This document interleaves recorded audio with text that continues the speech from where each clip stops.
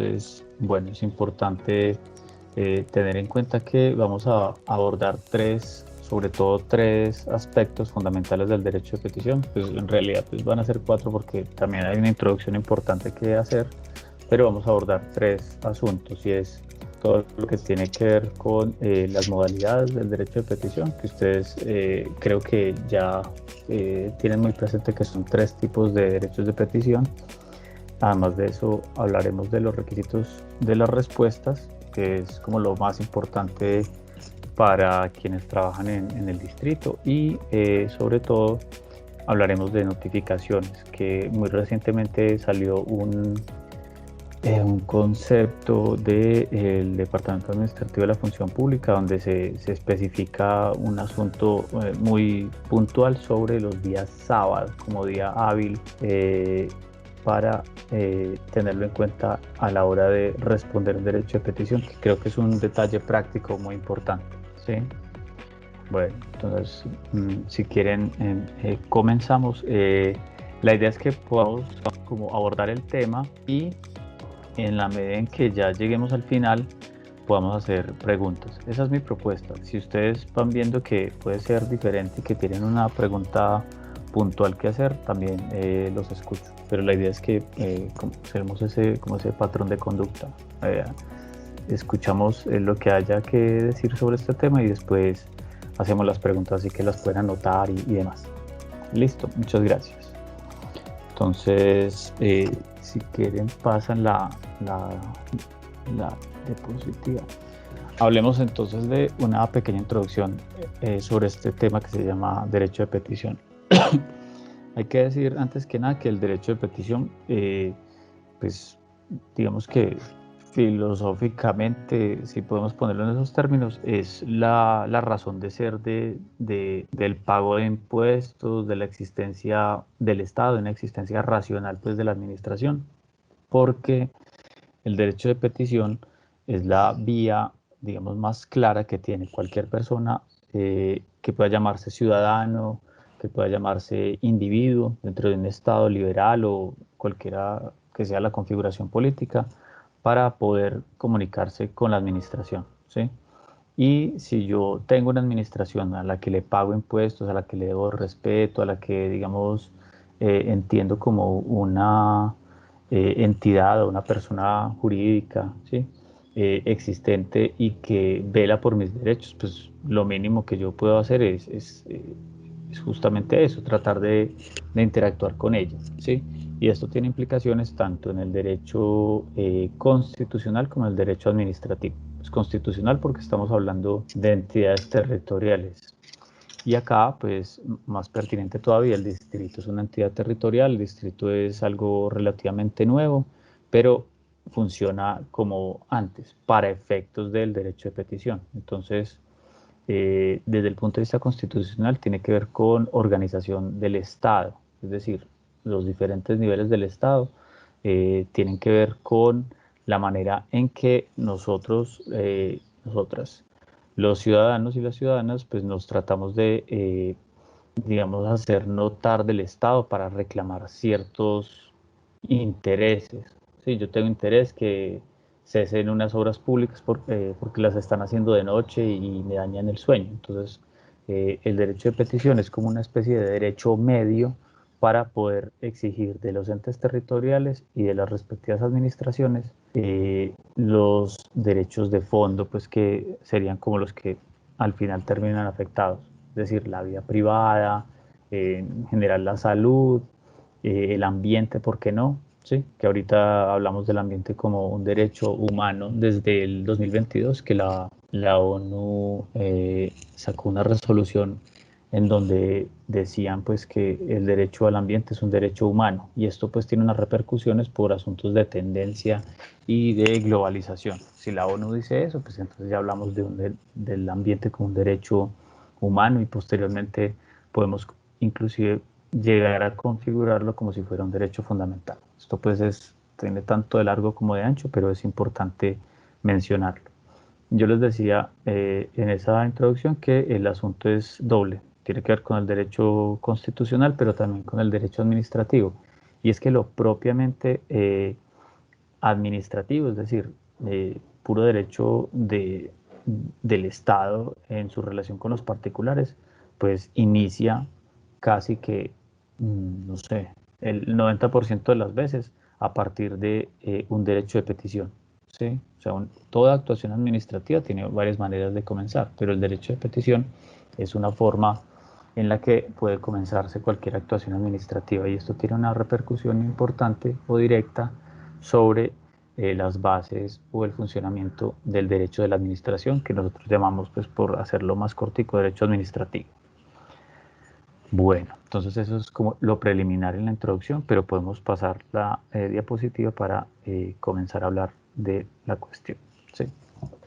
Bueno, entonces si lo anterior era preliminar, esto no deja de serlo un poco más, y es que cuando hablamos del derecho de petición, estamos hablando de un derecho fundamental. Eso es supremamente importante para cualquier persona, no solamente para el peticionario, sino para quien está recibiendo la petición.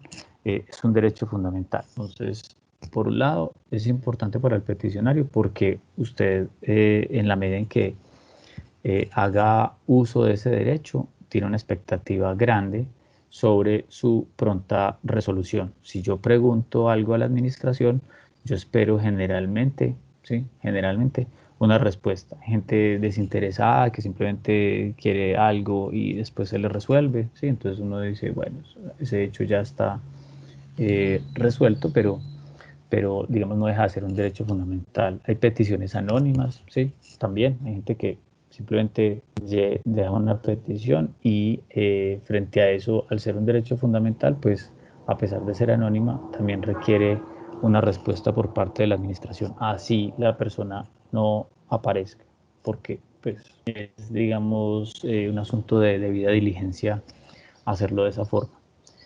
Y al ser un derecho fundamental, pues casi que podemos localizarlo, entre comillas, geográficamente en la Constitución dentro de sus primeros artículos, ¿sí?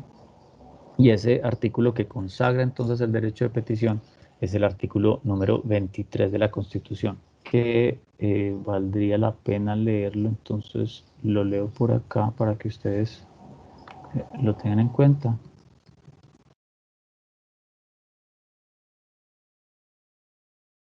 Y ahí podemos, a partir de esa lectura, entender sus elementos, que también son bastante llamativos. Entonces, esto es así. El artículo 23 de la Constitución dice textualmente esto, y leo, ¿cierto? Y cito: toda persona, es decir, cualquier persona, toda persona tiene derecho a presentar peticiones respetuosas a las autoridades por motivo de interés general o particular y a obtener pronta resolución. El legislador podrá reglamentar su ejercicio ante organizaciones privadas para garantizar los derechos fundamentales. Entonces, bueno, el artículo se parte en dos, el artículo de la Constitución, y primero dice, toda persona tiene derecho a presentar peticiones respetuosas, ¿sí? Es decir, cualquier persona, si es nacional o es extranjero, puede presentar un derecho de petición a la administración, ¿sí? Y además decimos, pues también, si son personas, entonces podrían ser no solamente particulares, es decir, personas de la especie humana, del género humano, ¿sí? Con cédula, pies, cabezas, manos, etcétera, sino que también podría ser una persona que no tiene ni pies, ni cabezas, ni manos, es decir, una empresa, una persona jurídica, a través obviamente de sus órganos de representación o a través de sus representantes, ¿sí? Eso es importante, es decir, cualquier persona puede utilizar el derecho fundamental de petición formal. Y además de eso dice presentar peticiones respetuosas. Ahí hay implícitamente una cosa y hay otra explícita. La primera, es decir, la implícita, y es que se presentan peticiones y solamente se presenta lo que realmente tiene forma. Entonces, para poder presentar algo, para poder presentarme ante ustedes, pues yo tengo que tener cuerpo mínimo, ¿sí? Pues, y y por esa razón, cuando hablamos de presentar, entonces estamos hablando de peticiones que tienen cuerpo, que son formales en principio. La petición puede ser verbal, pero esa forma verbal va a ser transformada en algo. Mecánicamente tiene que tener un soporte físico, es decir, un escrito. Entonces la persona hace la petición formal, pero yo la escribo para poderla resolver más adelante. O en la época, digamos, de la cuarta revolución industrial, donde las TIC son tan importantes y impera pues como todo esto de las nuevas tecnologías, también podría decirse que, ¿por qué no? Una petición formal puede estar en un texto, pero recogido en una grabación. Estas grabaciones pues de carácter digital, es decir, un mensaje de WhatsApp cuando llega se transforma en un audio, llega a los canales de cualquier entidad pública o de una persona pues privada, de una empresa, y esa grabación puede ser tenida en cuenta como una petición. Esto a mi entender de las cosas, y creo que el mundo va evolucionando hasta allá. Además de eso, pues hay que tener en cuenta que más recientemente hay tecnología que permite transformar así inmediatamente como por arte de magia, que no es magia sino inteligencia artificial, transforma una grabación en texto. Ustedes ya lo han intentado en YouTube, ya lo han intentado cuando hacen formación, digamos, de tipo virtual, todos los archivos de carácter pues, o que tengan las características de audiovisual pueden transformarse inmediatamente en texto, porque si hay texto, si hay alguien que habla, digamos, en ese archivo queda ese texto. Entonces, bueno, ahí está la primera cosa, que es implícita. Presentar una petición implica que tenga un cuerpo físico, algo que yo pueda leer, que sea lenguaje articulado, que yo lo comprenda como administración y que al mismo tiempo pueda volver a visitarlo, es decir, releerlo y releerlo y releerlo, porque está mecánicamente puesto en algún soporte para poder responder.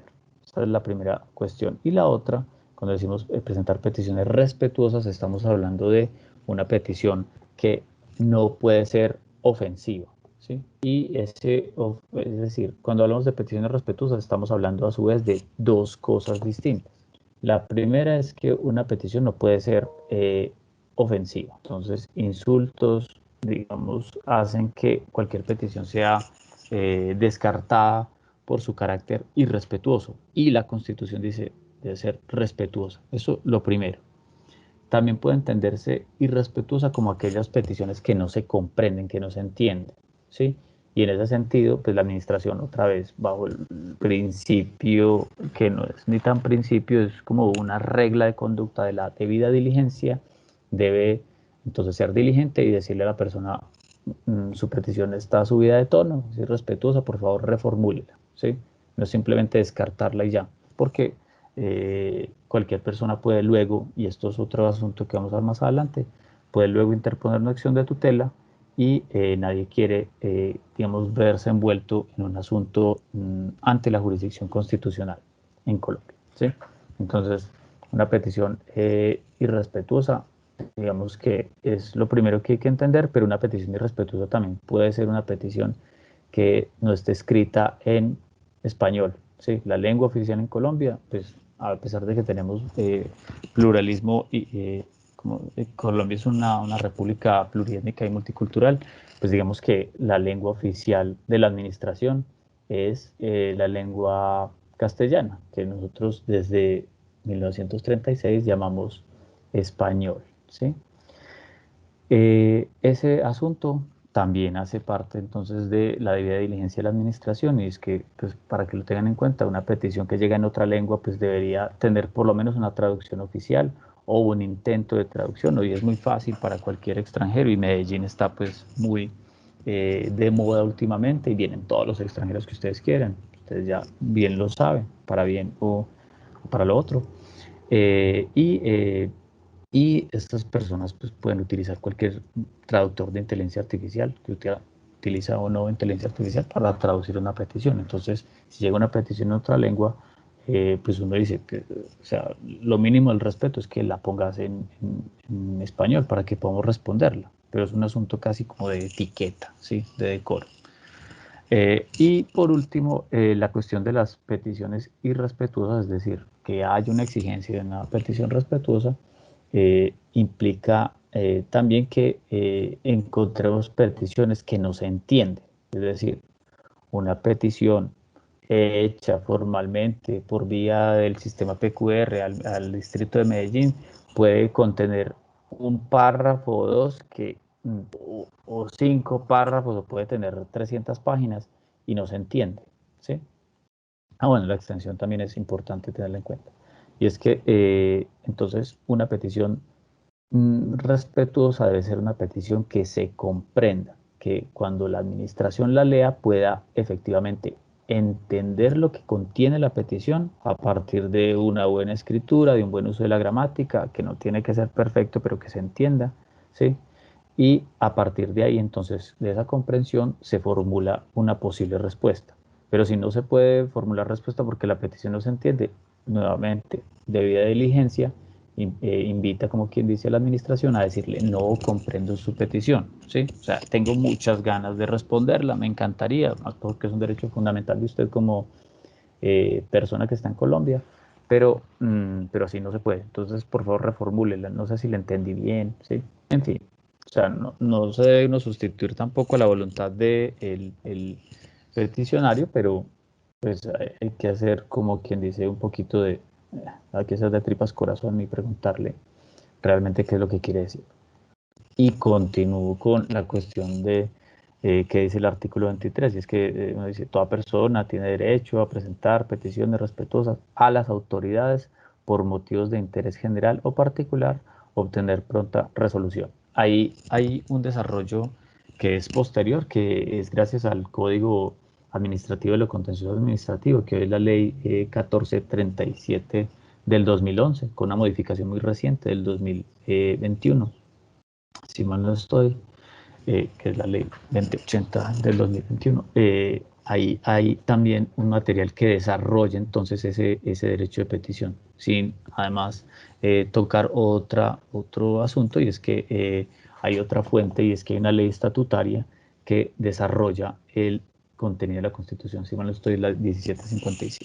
Pero bueno, entonces, autoridades. ¿Quién es una autoridad dentro de ese contexto del artículo 23 de la Constitución? Y cuando hablamos de autoridades, estamos hablando de cualquier persona que esté en la función pública, ¿sí? Es decir, aquel que en principio ejerce la función pública es una autoridad en los términos del artículo 23 de la Constitución. Pero también esa autoridad, y esto cuenta, es muy parecido, digamos, a la dinámica que tiene la acción de tutela, y es que cuando hablamos de autoridad, estamos hablando de cualquier persona que pueda tomar decisiones, ¿sí? En principio es la administración pública, son las autoridades públicas, pero también para efectos del derecho de petición, pues, como el derecho de petición, así como para la acción de tutela, estamos hablando de personas con alguna capacidad de mando. Por eso son comunes, o han sonado tanto los casos de tutelas en donde a una persona la sacan de una fila de, no sé, de una discoteca, y al otro día, o cuando pueda, la víctima de esa violación de derecho a la igualdad, pues interpone una tutela contra un establecimiento de comercio, que no tendría nada que ver con, en principio, con este asunto de los derechos y el respeto, pero resulta que sí, porque también las empresas y las personas en general tienen responsabilidad, y esto lo dice bien la Constitución por allá en el artículo 6, ustedes pues lo saben muy bien. Entonces, bueno, sí, y citando el artículo 6, recuerden que las personas en Colombia pues como que tienen dos categorías: aquellas que no ejercen la administración y aquellas que están en la administración. Las primeras somos responsables por eh, lo que diga la ley y la Constitución, pero además existen las otras personas que integran la función pública y que son responsables por lo que dice la Constitución, la ley, pero además lo que establecen sus funciones propias. Y recuerden que dentro de las funciones de la administración está específicamente puesto en la ley que deben responder derechos de petición. Entonces, eso es interesante desde ese punto de vista. Y vuelvo a donde estaba hablando, y es que las autoridades entonces deben recibir esas peticiones porque la Constitución habilita a las personas a que envíen derechos de petición. Y hay otra cuestión interesante, y es que también los entes territoriales y la administración pública, en la medida en que están cobijados o son afectados por la Constitución, directa o indirectamente, pueden inclusive formular peticiones. Ustedes saben que es muy normal que el distrito tenga dudas sobre su funcionamiento, dado que es una entidad relativamente nueva, en la medida en que tiene una estructura jurídica diferente y puede estar enviando derechos de petición a la nación, ¿sí? O a, pues, no sé, a cualquier organización que requiera una respuesta, de la que requiera una respuesta. Y además de esto, también para terminar ese análisis de la primera parte del artículo 23 de la Constitución, hay que decir que el derecho de petición, digamos, está puesto en dos términos, y es el envío de la petición y la respuesta obligatoria de la petición. Y ahí entonces estamos hablando del núcleo esencial del derecho de petición. Eso lo veremos más adelante, pero es supremamente importante porque eso suena como una teoría, pero eso no tiene nada de teórico, porque es lo que miran los jueces a la hora de determinar si hubo o no violación del derecho de petición para efectos de una acción de tutela, es decir, de un trámite ya de carácter contencioso, judicial y que tiene que ver con la jurisdicción constitucional, ¿sí? Es decir, cualquier juez, a petición de cualquier persona, tiene que responder entonces una acción de tutela. Y por eso es importante entender que el derecho de petición es una petición hecha por una persona, pero al mismo tiempo es y no admite, digamos, ningún tipo de excepción. Es también la respuesta de la administración. O sea, el derecho de petición es tanto la formulación de la petición como la respuesta por parte de la administración en un término y respondiendo también a interés general o particular. ¿Sí? Y esto es muy importante. Y finalmente, en la segunda parte que tiene ese artículo 23 de la Constitución habla de cómo el legislador habla de peticiones a particulares, que ya lo veremos un poquito ahí. Y es que pues, los particulares, empresas, organizaciones, no están por fuera del espectro de aplicación de la Constitución. O sea, no se pueden sustraer a las leyes de la República y mucho menos al respeto de los derechos fundamentales. Y aquí hago como una especie de cuña, ¿sí? Medio científica, medio publicitaria, y es que cada vez está tomando más fuerza en el mundo, nuevamente es como una tendencia global, la cuestión de las empresas como promotoras del respeto a los derechos fundamentales. Desde el 2011, cuando salieron unos documentos, un documento que es un estudio del profesor Ruggie, que era un profesor inglés, ya murió hace 2 años creo. Eh, ese profesor, a petición de la ONU, comienza a formular unos pilares para que las empresas respeten los derechos humanos, ¿sí? Entonces habla de una obligación de respeto, una obligación de protección y finalmente una obligación de remediación a los derechos fundamentales. Eso es lo que se llama o se conoce hoy en día como parte de la responsabilidad social empresarial, parte además de un movimiento global que se llama Business and Human Rights, que es derechos humanos y empresa, ¿sí?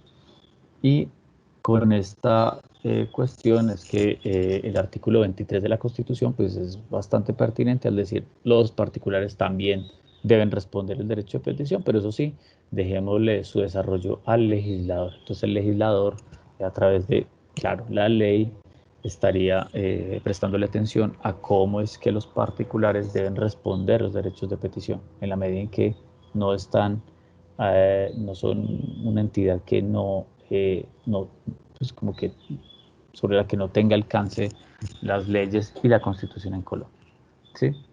Entonces, bueno, eso es importante eh, tenerlo en cuenta. El artículo 23 de la Constitución consagra el derecho de petición formal, ¿sí? Y hay otra implicación de decir que el derecho de petición es un derecho fundamental. Pues por un lado, sabemos que el artículo 25, B85, perdón, 85 de la Constitución dice, bueno, hay un montón de derechos que son de inmediato cumplimiento, dice el artículo literalmente, son de aplicación inmediata los derechos consagrados en los artículos y enumera un montón de artículos y dentro de esa enumeración está el artículo 23 de la Constitución. Entonces, para que también lo tengan en cuenta, son de aplicación inmediata, ¿sí? Y esto tiene una repercusión. Decir que el derecho de petición es un derecho fundamental tiene una repercusión importante en algo, y es la acción de tutela, es decir, el COCO, ¿sí? Todos le tenemos miedo a que algún día llegue una acción de tutela, pero pues afortunadamente hay medios pues para mitigar ese riesgo, ¿sí? Y sobre todo el más importante es la diligencia debida a la hora de estar respondiendo un derecho de petición, que por eso también es que estamos hoy acá todos y todas reunidas para poder hacer digamos, esta dinámica de comprender un poquito el derecho de petición. Entonces, bueno, el artículo 86 de la Constitución habla de la acción de tutela y dice: toda persona tendrá acción de tutela para reclamar ante los jueces en todo momento y lugar, mediante procedimiento preferente y sumario, por sí misma, bla, bla, bla, bla, bla, la protección inmediata de sus derechos constitucionales fundamentales. Es decir, cuando hablamos de derecho de petición, estamos hablando de un derecho que está protegido por acción de tutela, ¿sí? O sea, no es que cualquier persona hace lo que quiera, sino que, sobre todo una entidad, debe responder a las peticiones, ¿sí? Bueno, pueden, me ayudan a pasar la diapositiva, por favor. El slide. Listo. Además de eso, hay que saber que, además pues, de saber que el derecho de petición es un derecho fundamental, tiene aplicación inmediata, ¿sí? Es la manera de iniciar una actuación administrativa. Pero no solamente eso, sino también que el derecho de petición es una forma de participación, ¿sí? O sea, esto es bastante heterodoxo, pero la manera en que las personas pueden participar, pueden tratar de hacer control político de la administración, porque no solo hablamos de democracia representativa, que es la que vamos a utilizar ahora en octubre, si mal no estoy, en las elecciones, eh, para poder renovar o darle, para poder alternar las autoridades públicas de elección popular. Eso es la democracia representativa. También existe la democracia participativa, en la que los ciudadanos en Colombia deben y pueden hacer control político. Entonces, la manera en que generalmente se hace control político, se pregunta por cuentas claras, se pregunta por qué están haciendo con los datos, con la protección de datos, sobre todo el distrito, otros municipios, otras entidades de la nación, ¿sí? Esa manera de manifestarse para decir, bueno, ¿qué está pasando con mis derechos y mis intereses? Puede ser tenida en cuenta como una forma de participación política. Y esto pues porque, digamos, una petición conlleva a que una persona pueda comunicar, como ya les dije, intereses, ¿sí? Y esas personas pueden ser tanto públicas como privadas, así como las receptoras de la petición, ¿sí?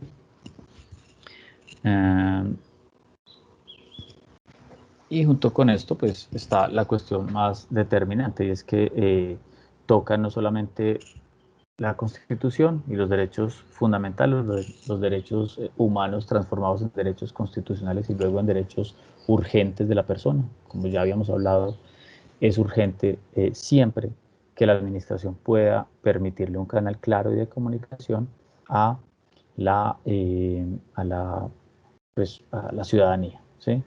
Eso es lo principal. Después está la cuestión de democracia, donde también hay que hablar de control político. Y finalmente, lo que toca específicamente o de forma específica, la interacción entre la administración y los particulares. Y aquí volvemos al asunto, y es que una situación administrativa debe iniciar o puede iniciar a través de un derecho de petición. Entonces, esto hay que tenerlo en cuenta, sobre todo para efectos de la práctica de ustedes diaria. Siguiente slide.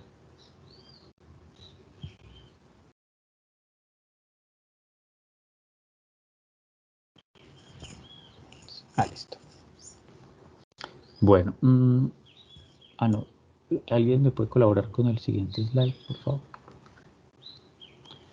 Listo, entonces, fuera de todo lo anterior, dentro de esta pequeña introducción, que en realidad no es pequeña, porque hay que hacer que esto quede más o menos claro, hay que saber que, digamos, queda muy claro en la ley que la forma de iniciar una actuación administrativa, una situación, o de propiciar una situación administrativa, es a través de un derecho de petición, ¿sí? Entonces, lo dice bien el artículo cuarto de la ley 1437 del 2011, ¿cierto? Y es que las formas de iniciar una, una situación administrativa pueden ser un derecho de petición, ¿sí? Cuando dice un derecho de petición lo está poniendo en interés general, en interés particular, ¿sí? Y esto es necesario abordarlo más tarde porque esa es una de las primeras modalidades, o esa es la modalidad general en la que se entiende el uso del derecho de petición. Entonces, bueno, para que lo tengan en cuenta, es la forma en la que se inicia eso que se llaman las situaciones administrativas. Siguiente slide, por favor. Bueno, junto con toda esta cuestión del derecho de petición hay que traer a colación algunos apartes, digamos, de la jurisprudencia, sobre todo estas primeras jurisprudencias donde comienza como a tomar de verdad mucha fuerza el derecho de petición. Pues tenemos la Corte Constitucional que está funcionando desde 1992, pero pues creada en el 91, funcionando desde el 92, pero digamos que desde el 2005 comienza a tomar fuerza la cuestión del derecho de petición, que no se le ha prestado como tanta atención. Y eh, mm, estamos entonces en el momento en que la Corte decide, digamos, tomar ese texto constitucional y fabricar eso que se llama el núcleo esencial del derecho de petición. Y es lo que les iba diciendo. En esa sentencia de la Corte Constitucional se llega a hablar entonces de la importancia no solamente de una petición, sino de su otro extremo, porque estamos hablando siempre de procesos, ¿sí? Es decir, antes que hablar de un derecho fundamental, hay que hablar del derecho fundamental de petición, hay que hablar también de la importancia que tiene el derecho fundamental al debido proceso administrativo. Ustedes encuentran ese texto en el artículo 29 de la Constitución y ese artículo dice algo que va más o menos así, y es que, bueno, el artículo 29 dice el debido proceso se aplicará a toda clase de actuaciones judiciales y administrativas, y de eso no escapa, es decir, de eso no se puede abstraer el llamado ejercicio del derecho de petición por parte del particular y que llega siempre a conocimiento de una autoridad, en este caso de una autoridad pública.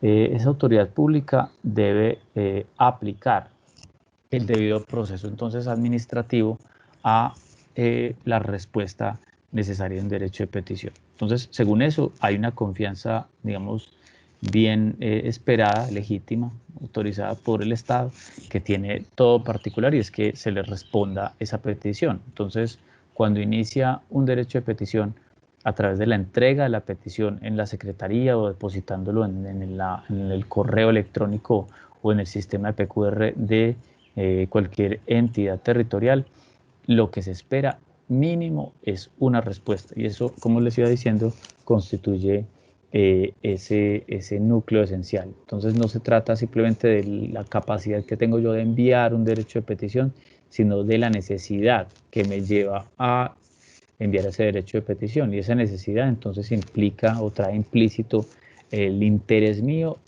muy legítimo y muy protegido constitucionalmente para que la administración sí o sí, o sea, siempre, el 100% de los casos, pueda responder entonces ese derecho de petición.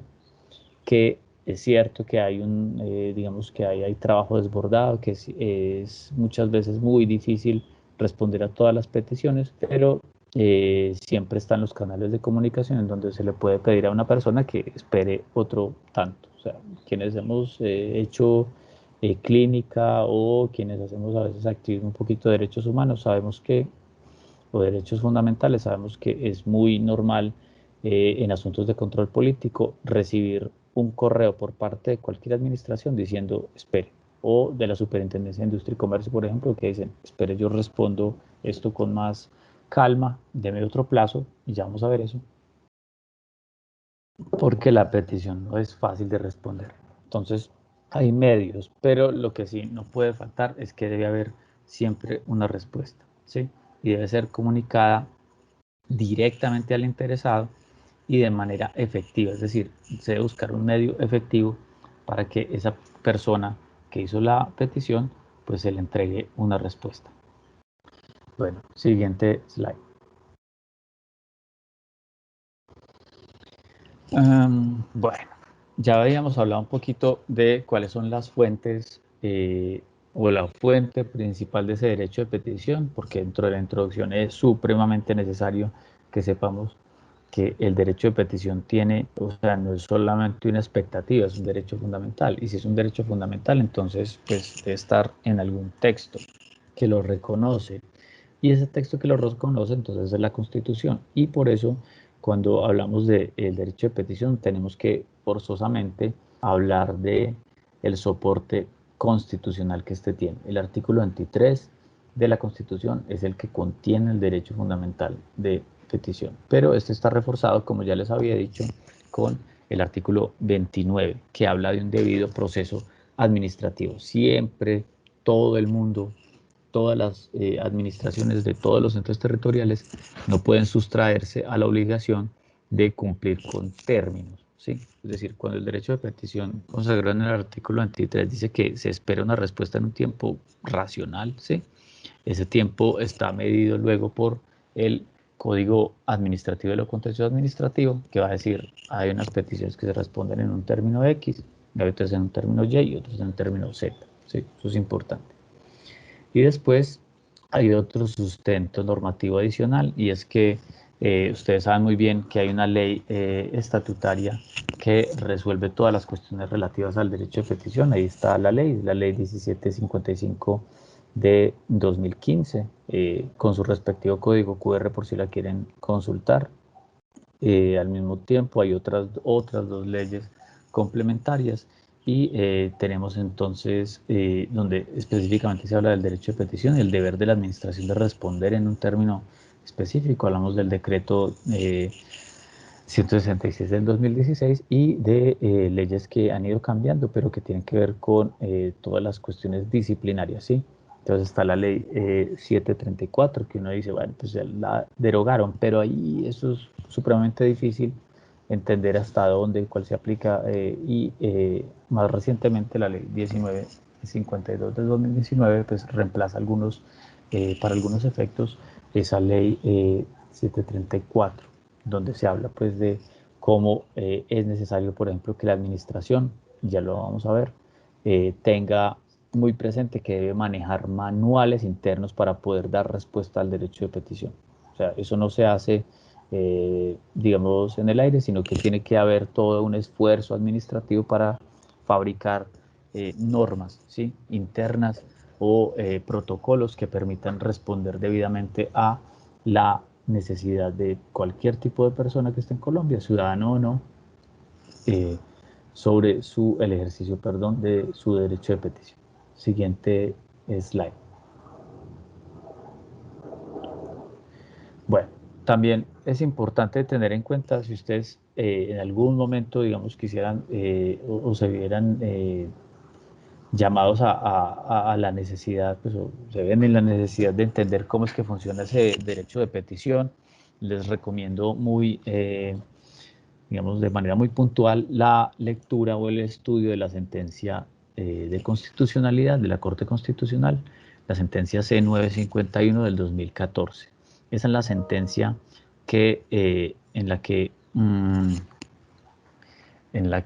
si no sé, por ahí vi un mensaje, que si la van a compartir la presentación, sí.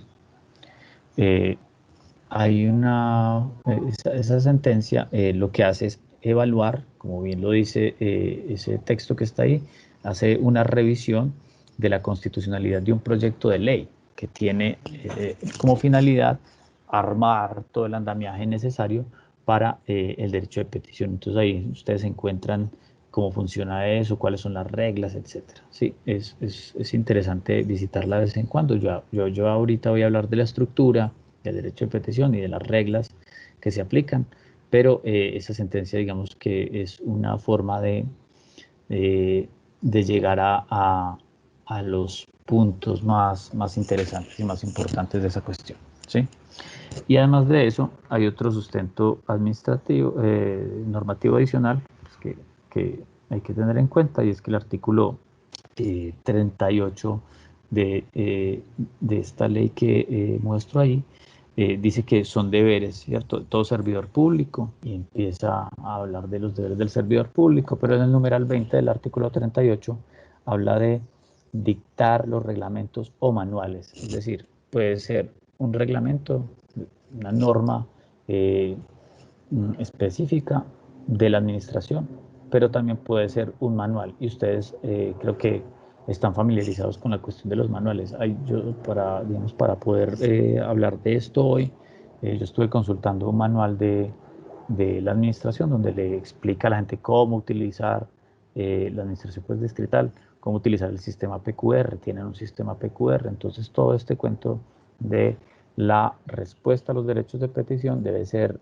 una prioridad al interior del ejercicio de la función pública. Por eso el artículo 38 dice deberes, y son deberes entonces de todo servidor público reglamentar esta cuestión, y además tener no solamente una conexión o comunicación con el usuario a través de sus departamentos de comunicación, diseño y demás, sino que debe internamente trabajar también las cuestiones de cómo es que la administración ante un derecho de petición debe reaccionar de forma diligente y conforme a la ley y la Constitución, ¿sí? Siguiente slide. Bueno, entonces uno dice, requisitos del derecho de petición. Pregunta fundamental, ¿el derecho de petición tiene algún requisito para el usuario, es decir, para la persona que envía una petición?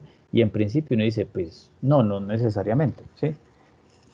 Es un derecho fundamental, se ejerce, digamos, como mejor se puede por parte de cualquier individuo, pero uno dice, bueno, lo que sí necesitamos es, y esto lo decía cuando estamos analizando el artículo 23, es que tenga un soporte, es decir, un soporte físico. Yo no puedo llegar y decir, mi petición es verbal, y la administración se acuerda y entonces ellos me responden en 15, 10 o 30 días. Así no funcionan las cosas, y por esa razón es muy necesario que ese soporte físico, o un soporte que digamos mínimo técnico, ya sea físico o digital, exista, ¿sí? Porque si no, ¿cómo vamos a resolver? O sea, ¿qué vamos a resolver? Además de esto, hay que ver también que hoy en día, y sobre todo después de la pandemia, les recomiendo también, no sé, pueden guiarse en casos a veces difíciles que tengan que ver con pandemia, ¿sí?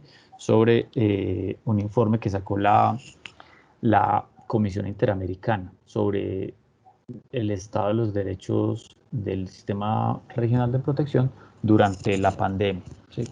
Digamos que con una profesora brasilera yo estuve participando en ese informe, y quedó bastante interesante.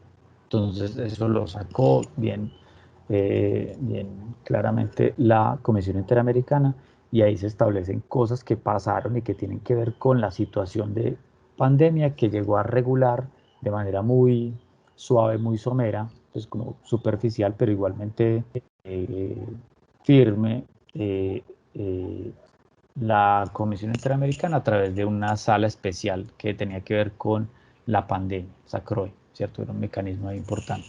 Y sacó varias resoluciones, entonces la Comisión Interamericana en ese momento de pandemia, entre el 2019, 2020, y si ustedes se fijan, hay unas resoluciones, la 01, la 02, la 03 y la 04, son resoluciones muy interesantes, en especial la resolución 01, en la que se le dice a las administraciones y a los estados, es como, bueno, se acabó el mundo, listo, pero no podemos dejar de responder los derechos de petición. Entonces, si se acabó el mundo, entendamos que el correo electrónico es una buena manera de entender el soporte físico de una petición. No tiene que ser un escrito, no tiene que ser algo que llegue a una secretaría, porque pues nada, no hay secretarías, ¿sí?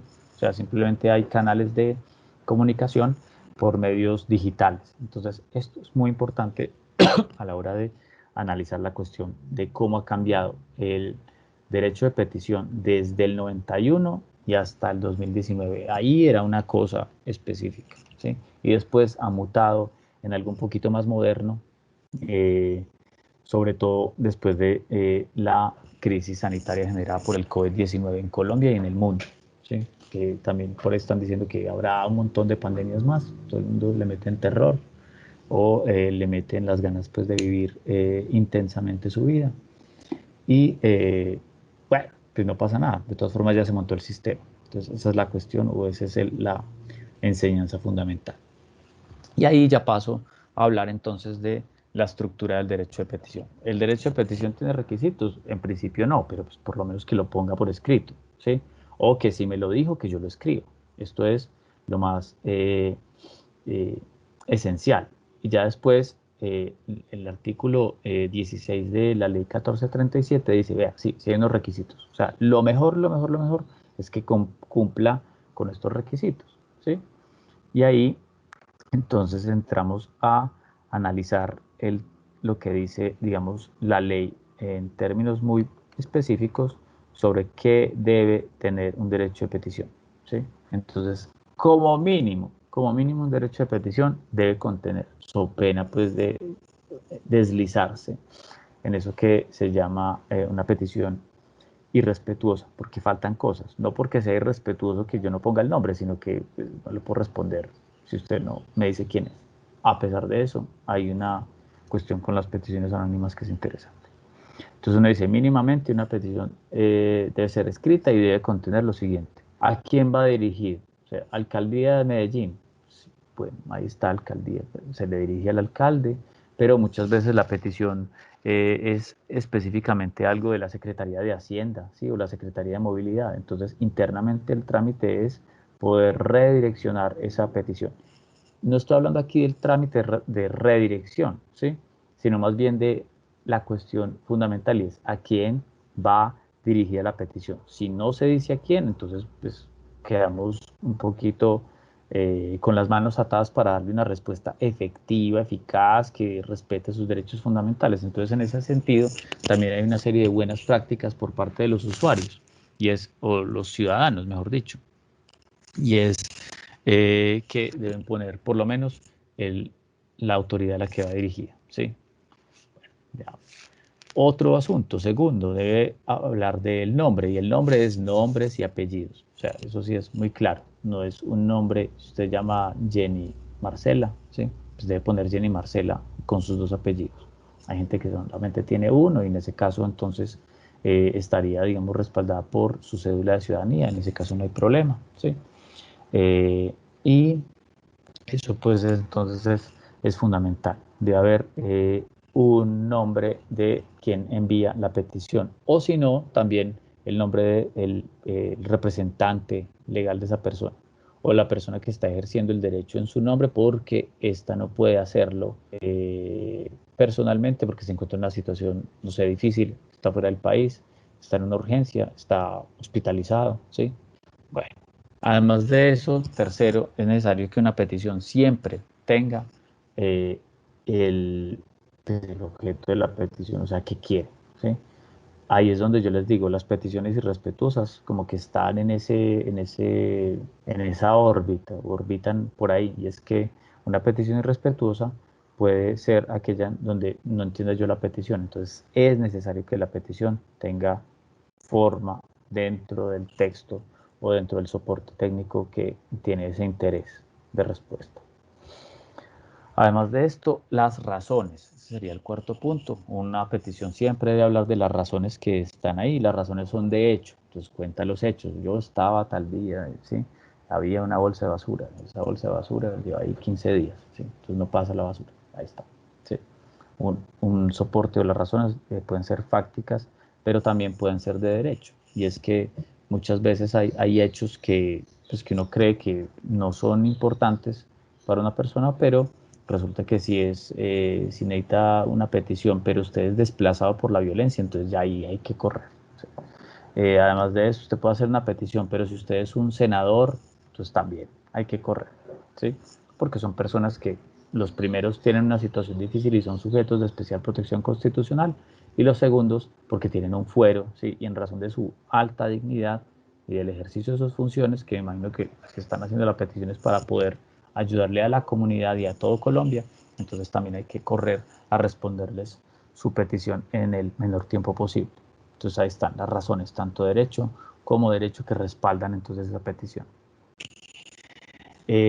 Preferiblemente, quinto, ¿sí? También debe haber unos documentos que respalden la petición, es decir, las pruebas de lo que yo estoy pidiendo. Si a mí me están negando, no sé, una liquidación específica de un contrato, si están desconociendo asuntos de contratación estatal, si, no sé, no me están entregando un subsidio específico, si me están negando el derecho a la educación de mis hijos, ¿sí? De mis queridos hijos, entonces uno debe aportar pruebas para poder acreditar entonces esas calidades que efectivamente van a dar, como quien dice, mmm, forma a la petición. Entonces está la prueba y el respectivo anexo. No simplemente es decir tarjeta de identidad, sino entregar la copia de la tarjeta de identidad o la versión escaneada en PDF, ¿cierto?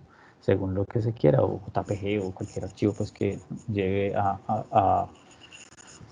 que conduzca hacia la existencia de dicha prueba y ya, ¿cierto? Y finalmente, la firma de ser necesaria. Sí, hoy en día, pues una firma en un correo electrónico, pues usted la encuentra, pero también estamos hablando de sistemas de tokenización, o sea, hay tokens, hay una especie de código con una numeración que hace las veces de una cédula. Y esto todo es seguro con estos terceros de confianza, con empresas que desarrollan software y sistemas para firmado electrónico. Entonces, bueno, la cuestión es importante. O también, pues, si es un correo electrónico que es de la persona, donde dice el correo electrónico Felipe Calderón Valencia, arroba, lo que sea, y yo después me llamo Felipe Calderón Valencia, pues se supone que hay identidad. No necesariamente yo tengo que pegar una foto de de la firma mía en el correo para que pueda hacerse una cosa debidamente. ¿Sí?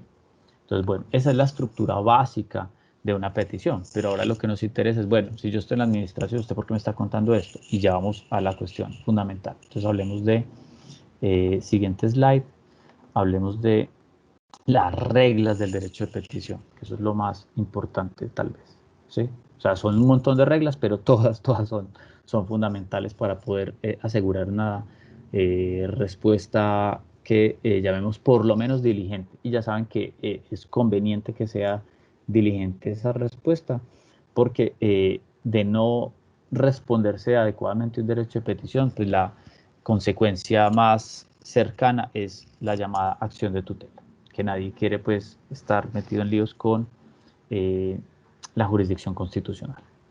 Entonces, bueno, la primera de estas reglas, que todas están numeradas, pero ahí están literadas, habla de que una petición determina la efectividad de los mecanismos de la democracia participativa, ¿sí? O sea, es importante saber que en principio toda petición es una forma de control político, es un ciudadano tratando de hacer parte, entre comillas, de la administración, no como administrador, pero sí como controlador, ¿sí? O persona que está interesada en que haya una especie de interacción fluida entre su persona, sus intereses y la administración. Por eso hay que entender también que el derecho de petición es un derecho medio para el acceso a otros derechos constitucionales, como cuál, derecho a la información, ¿sí? Hoy en día está muy de moda el asunto de información ambiental o todo lo que tiene que ver con el control de las redes y demás. Eso es muy necesario. Ahorita pues, debe haber un montón de derechos de petición de candidatos solicitando también información para poder saber qué ponen en sus programas y demás, ¿sí? O cómo maneja su público. Y ustedes saben entonces que ese derecho de petición es un derecho medio para que pueda ejercerse el derecho de participación política. la libertad de expresión, ¿sí?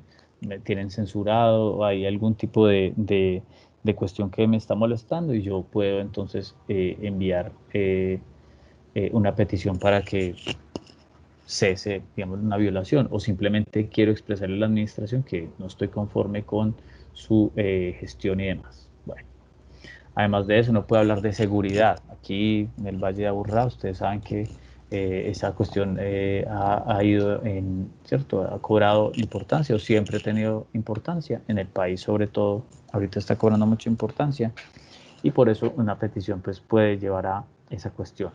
Salud, ni se diga, también picos ambientales de contaminación del aire, ¿sí?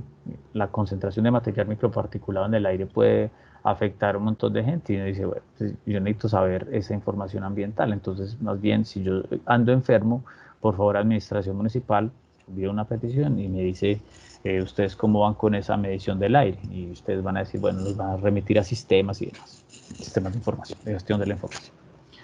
Por otra parte, también hay otra regla que tiene que ver, la segunda, que tiene que ver con el núcleo esencial y reside en lo siguiente. El núcleo esencial del derecho de petición reside en una pronta y oportuna respuesta, ¿cierto? Además de eso, cuando la administración resuelve, lo debe hacer de fondo, ¿sí? Y de fondo implica que lo publica, lo muestra y esa respuesta debe coincidir, debe ser congruente con la pregunta. Aquí hay un punto interesante y es que digamos que la doctrina y la Corte Constitucional insisten mucho en algo y es que si hay una persona que pregunta por un interés a través del derecho de petición, entonces es importante que la administración no se quede con la respuesta, porque la administración pues recibe la petición, dice, sí, yo sé la respuesta, pero si no la comunica, hay una violación clara del derecho de petición. C.C. La respuesta, ¿cierto?, debe cumplir con requisitos muy específicos como oportunidad, respuesta de fondo. Esa respuesta de fondo implica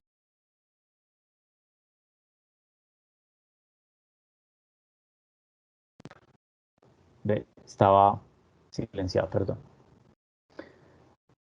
Censura. Silenciado. Entonces, hay una respuesta de fondo, y esa respuesta de fondo debe ser, debe tener, digamos, claridad, debe ser precisa y congruente con lo solicitado. Entonces, lo que les decía anteriormente, y es necesario que una respuesta sea oportuna, pero al mismo tiempo comprenda lo que a mí realmente me interesa. O sea, yo que estoy preguntando, y si estoy preguntando algo de carácter X, pues la respuesta debe ser por lo menos congruente, debe complementar, debe ser la adecuada a esa pregunta que estoy haciendo, ¿sí? Y además de eso, pues debe llegar a conocimiento del peticionario. Si eso no hay, pues si eso no se cumple, entonces hay una vulneración del derecho de petición. Para poder entender, digamos, cómo evolucionó esa cuestión, ahí está la sentencia, la sentencia de tutela 249 del 2001, que ya les dije, puede serles útil. Y si quieren, lo que sí pueden llegar a hacer a la hora de estar fundamentando la respuesta es mirar las últimas consideraciones, casi cercanas a la parte resolutiva de la sentencia. No sé cuántos de acá son abogados y abogados constitucionalistas, pero pues en la medida en que todos estamos en Colombia es necesario que nos familiaricemos con las relatorías de la Corte Constitucional porque Colombia es un país pues digamos muy bonito, pero en el que diariamente nos vemos llamados a estar preguntándonos por nuestros derechos y en la administración sobre todo pues las preguntas que llegan sobre estas cuestiones son muchas, entonces hay que tener en cuenta una buena base para poder sustentar una respuesta a una petición. Punto D, también hablamos que la respuesta, ¿cierto?, no implica aceptación de lo solicitado, es decir, que haya un derecho fundamental a hacer una petición no implica inmediatamente que esa petición deba tener una respuesta positiva. O sea, deme una indemnización, deme, no sé, una volqueta pasó por mi casa y me rompió los vidrios. Yo no sé, o sea, muéstreme si eso es verdad. Sí, esa volqueta es de la administración o es una empresa, sí, pública, eh, hay un monopolio ahí por una cuestión de que nadie más puede prestar el servicio, entonces sería la administración la que estaría llamada a indemnizar, pero pues eso hay que hacerlo de forma adecuada, y si no se hace de forma adecuada, pues le toca demandar y la administración se defenderá a su debido momento. Pero entonces, para volver al punto, la petición no implica inmediatamente una respuesta positiva por parte de la administración, ¿sí?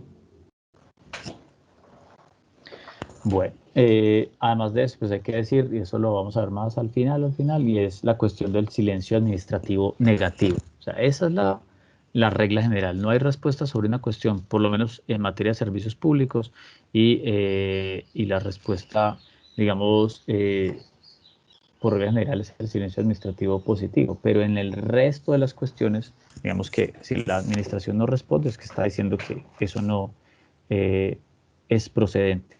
Sin embargo, esto tiene un montón de puntos delicados, ¿cierto? Punto E, y es que por regla general la petición es aplicable a entidades estatales, es decir, una petición siempre se dirige a entidades pues, del orden público, ¿sí? Y no necesariamente a privados, pero a pesar de ser la alcaldía, la gobernación, la presidencia de la república, los generalmente responsables y llamados a responder una petición, también hay una responsabilidad de los particulares, ¿sí? Bueno, siguiente slide, por favor.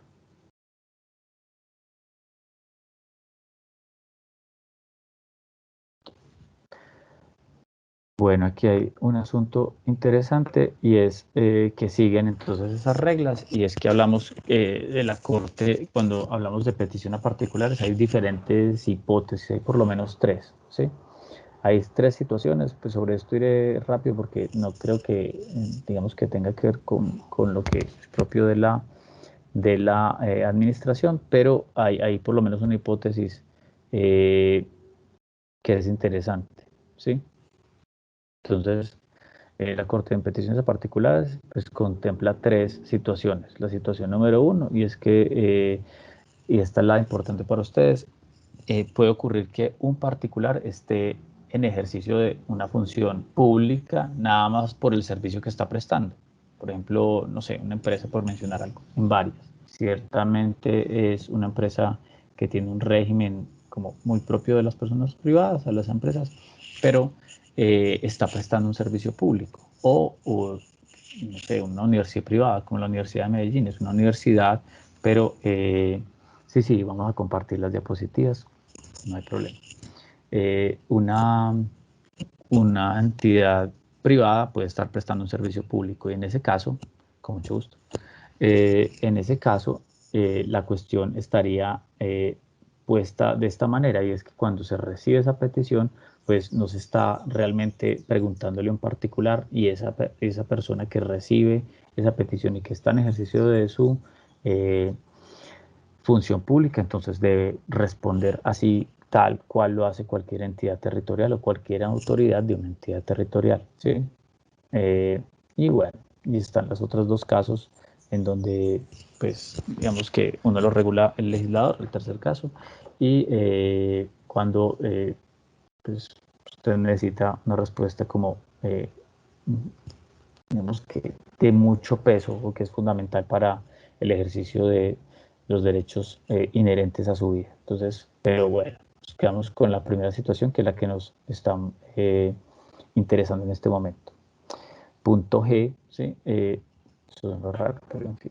El más importante dentro de estas cuestiones es que hay unos plazos, ¿sí? Por regla general, el término de respuesta a una petición, cualquiera que ésta sea, es 15 días, ¿sí? Pero hay peticiones muy específicas, y es que no todas las peticiones se responden en 15 días, simplemente aquellas que son en interés general y en interés particular. Es decir, cuando yo quiero preguntar sobre una situación jurídica personal, sobre un acto administrativo que me afecta únicamente a mí. Eso es un interés particularísimo, y por lo tanto la petición que se hace para preguntar sobre esa cuestión es un interés, es una petición el interés particular, ¿sí? Por otra parte, cuando yo estoy interesado en la salud pública, en los derechos colectivos, en qué va a pasar con los niños, en qué va a pasar con el aire, esa petición es una petición en interés general. Y en ambos casos, particular y general, se responde en 15 días, ¿sí? Petición de información o documentos, 10 días, y ya la consulta, que es más delicada, donde se pide una interpretación, una opinión, siempre y cuando esta no exista previamente, porque pues, entonces usted va a esperar 30 días a que le envíen, pues le den un regaño y le reenvíen un link para un documento que ya existe. Esa petición de consulta se surte entonces en un tiempo de 30 días hábiles, ¿sí? Y hay que tener en cuenta que esa autoridad, digamos, debe contestar, pero si tiene dificultades para contestar, puede decir, voy a ampliar el plazo, necesito un término igual al que usted relativamente alega porque le toca por ley, pero la cuestión está muy difícil, entonces necesito ampliar ese plazo y eso debe ser justificado. En caso de no ser justificado, ustedes ya saben que quedan en manos de la jurisdicción constitucional, porque la persona que va a entender como insuficiente la argumentación para poder ampliar el plazo, pues va a decir, no, tutela, o sea, yo necesito eso ya, o sea, yo me estoy muriendo, o yo tengo una situación en donde mi hijo lleva ya, no sé, un montón de tiempo, pues nos desplazaron por la violencia y yo necesito que él entre al colegio, entonces la cuestión podría ser difícil, ¿sí? Bueno, siguiente slide.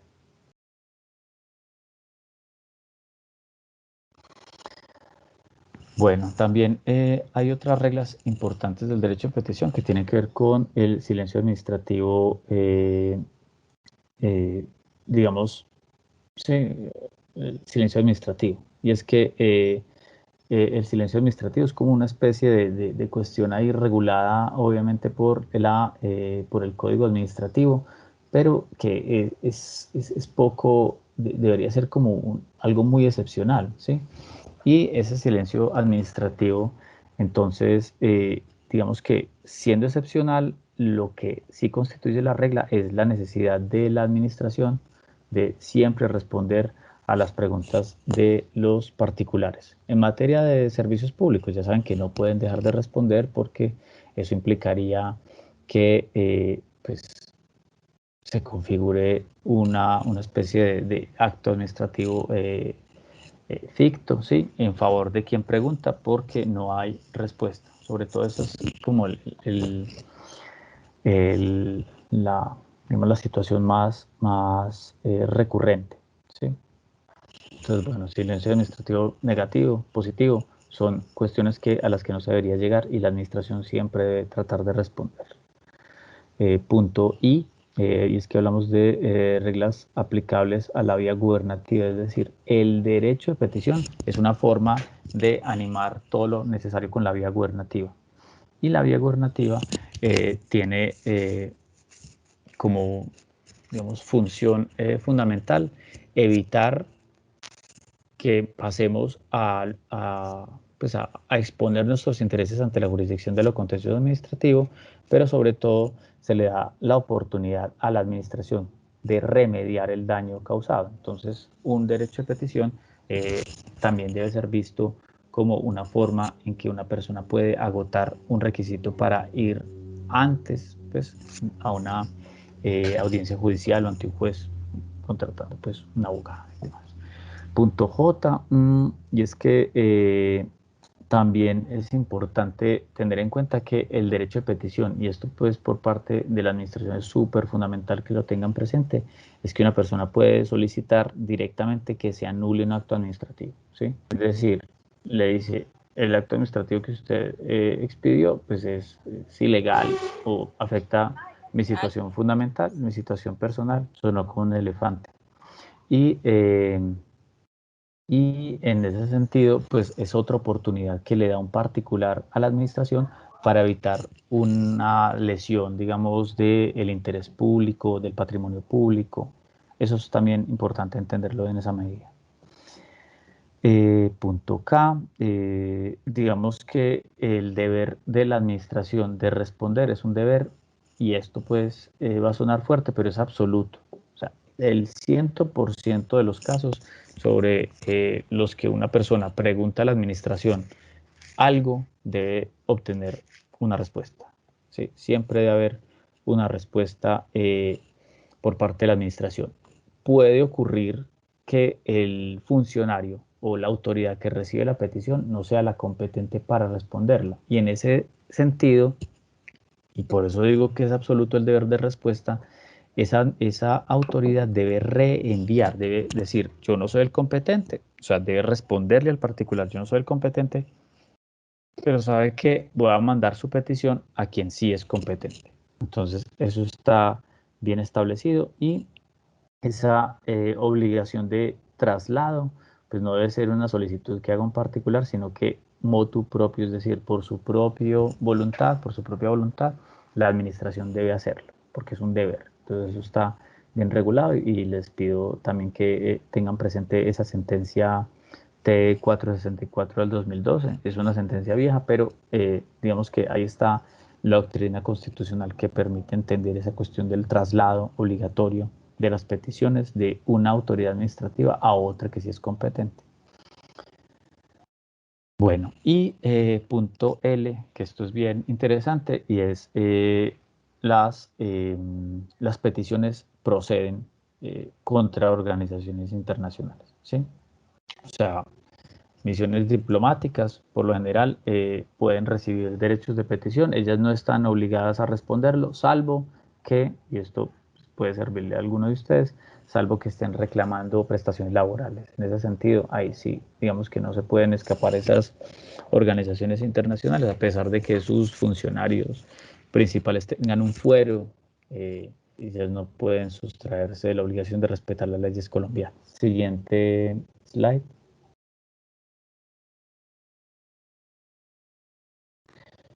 Bueno, finalmente esto es supremamente importante para ustedes, y es que eh, la Corte Constitucional ha dicho que hay ciertos sujetos que requieren como que la administración que recibe las peticiones un poco como que corra para responderles. No quiero decir con eso que haya, digamos, una obligación extra o plazos extra, sino que debe prestarle atención a los desplazados por la violencia. Colombia es un país con un conflicto armado que no cesa, han intentado varios procesos de paz, ahorita están intentando uno nuevo bastante ambicioso, que ustedes ya saben cómo se llama y quién lo formula, y bueno, uno dice, está bien, ¿sí?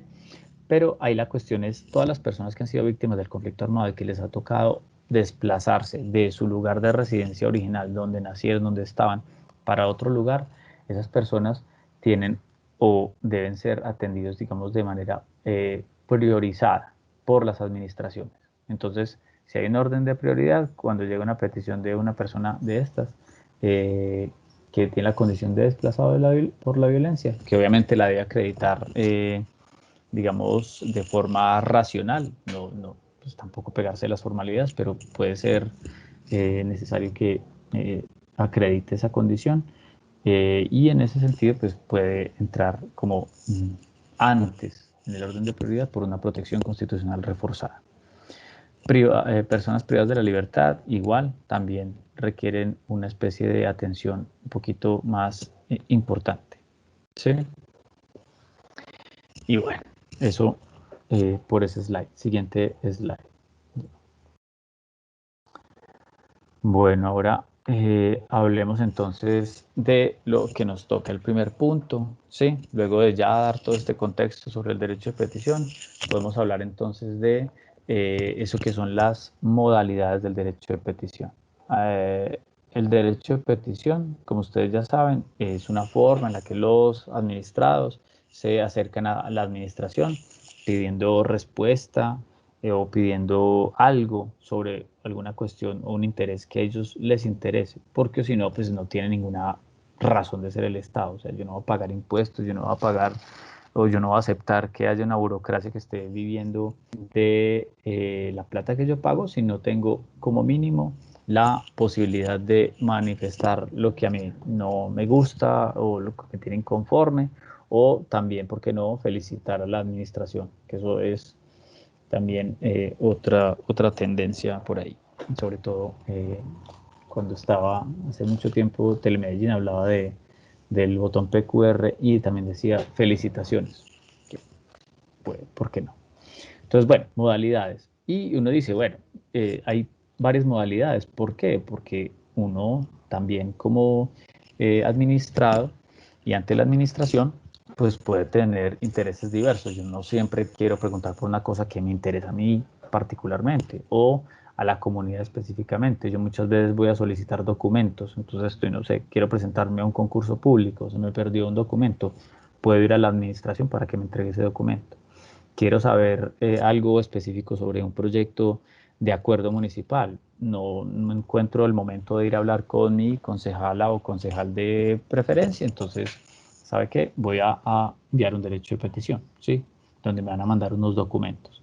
Y finalmente, lo más normal es, bueno, yo no sé cómo funciona el distrito, no tengo ni idea.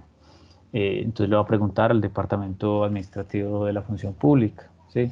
O al Departamento Administrativo de Planeación, al DNP, Nacional de Planeación. Eh, yo quiero saber cómo funciona eso. Y ese entonces sería una especie de derecho de petición de esos que llaman de consulta. O sea, no siempre las peticiones son en un solo sentido. Y por esa razón entonces hablamos de modalidades. Bueno, siguiente slide, por favor. Gracias. Listo, entonces, modalidades. Hay 3 modalidades del derecho de petición. Ahí están puestas de la manera más clara que pude. Y es que hay peticiones en interés general o particular, de esas ya habíamos hablado. Hay otro tipo de peticiones que llamamos petición de información y la petición de consulta. Entonces, siguiente slide que vamos a ver cada una por aparte. Bueno, de la petición en interés general hay que decir que toda petición, ¿cierto?, se debe resolver dentro de los 15 días siguientes a su recepción. Se recibe la petición y al otro día empezamos a correr términos para poder responderle a la persona. Y en eso entonces tenemos que ser claros, hay 15 días hábiles. Por regla general estamos hablando de esa respuesta en ese término. Pero no solamente el término es importante, sino también lo otro que habíamos hablado, y es qué hay de fondo en esa cuestión.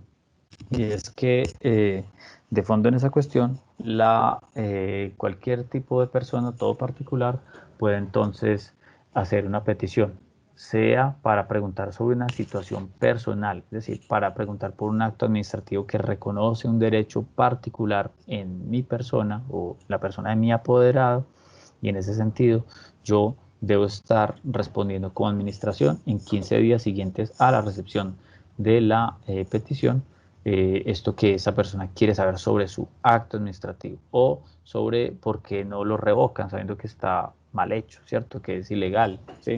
O de forma ilegítima, ¿cierto? La administración dijo, no, yo voy a afectar a esta persona y entonces uno dice, pero eso no son sus atribuciones constitucionales ni nada. Revoque ese acto porque después me va a tocar llegar a instancias judiciales y ninguno quiere eso, ni la administración, es decir, ni ustedes ni yo queremos ese asunto, ¿sí? O el interés general, todo lo que tiene que ver con salud pública, salubridad pública, función pública, es decir, moralidad administrativa, cuestiones de contratación estatal. Van a tirar una vía nueva y yo quiero saber si ese diseño va a afectar mi casa, porque yo veo que la vía por la 80 viene directo hacia mi casa, ¿no? A mí me gustaría saber qué es lo que está pasando.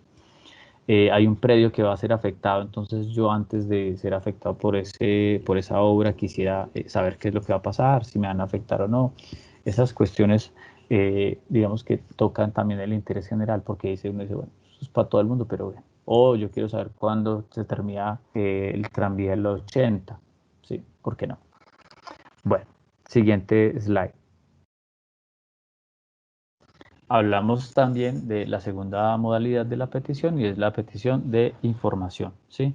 Esta petición tiene un plazo de 10 días para responderse, 10 días hábiles siguientes a su recepción. Esto es muy importante porque como vemos es un término mucho más corto que el anterior y además tiene una particularidad, es que de fondo lo que es necesario entender es que hay una petición sobre información, ¿sí? E información es casi igual a decir, yo necesito un soporte de la información, es decir, no solamente la información, sino los documentos que le dan soporte a esa información. Entonces, por eso el Código Administrativo de lo Contencioso Administrativo lo trata como si fuera una petición de documentos, ¿sí? También así se le denomina, documentos o de información. Al mismo tiempo, pues tengamos en cuenta que hay información que es de tipo clasificada, es decir, no todo lo que pide eh, pues un administrado, un asociado, requiere respuesta positiva. Hay cosas que, bueno, no sé, dígame cuál es no sé, un plan estratégico de lucha contra el crimen en Medellín, que se supondría que es sorpresa o que tiene un factor sorpresa determinante. Y es que no podemos hacer eso porque pues eso afectaría la seguridad, por lo menos de las personas del distrito, ¿sí? Igual pasa con la nación. Hay información estratégica sobre compra de armamento, sobre a quién, pues como, no sé, compra helicópteros, a quién se le compra, quiénes son los proveedores. Eso está por fuera del alcance de los particulares y así debe quedar entonces. Bueno, siguiente, petición, siguiente slide, por favor. Bueno, petición de consulta.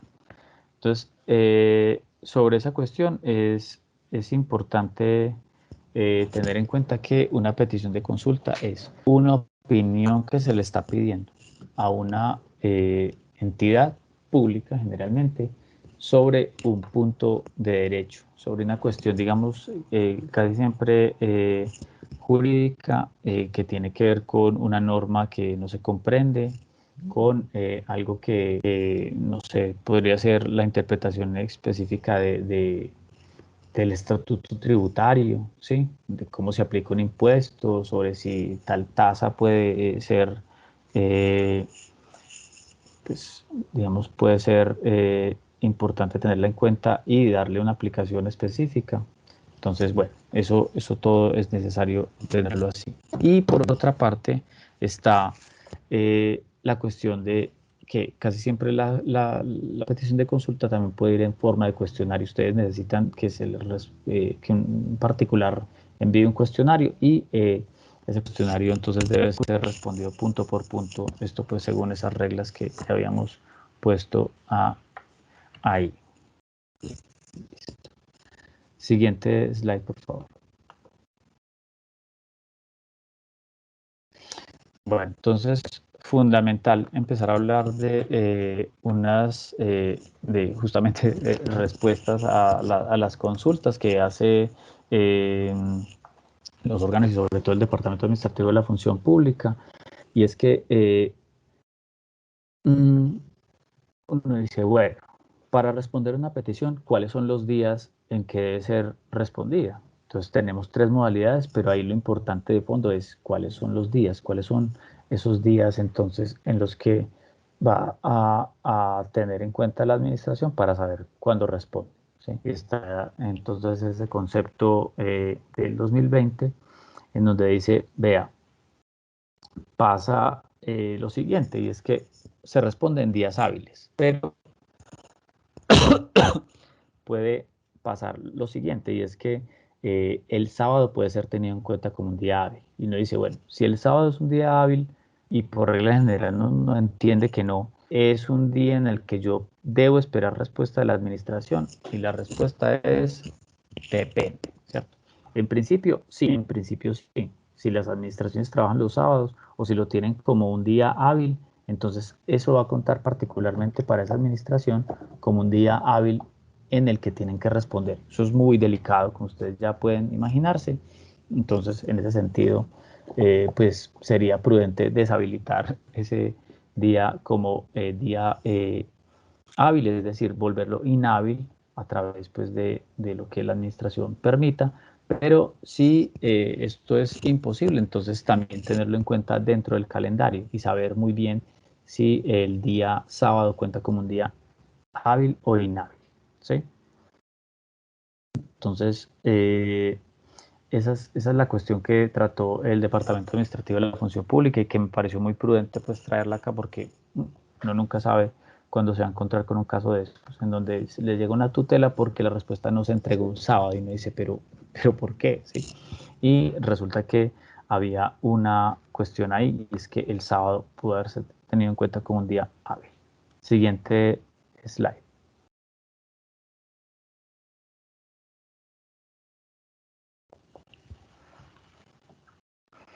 Bueno, otra cuestión que hay que tener en cuenta a la hora de hablar de el derecho de petición y las modalidades, ¿sí?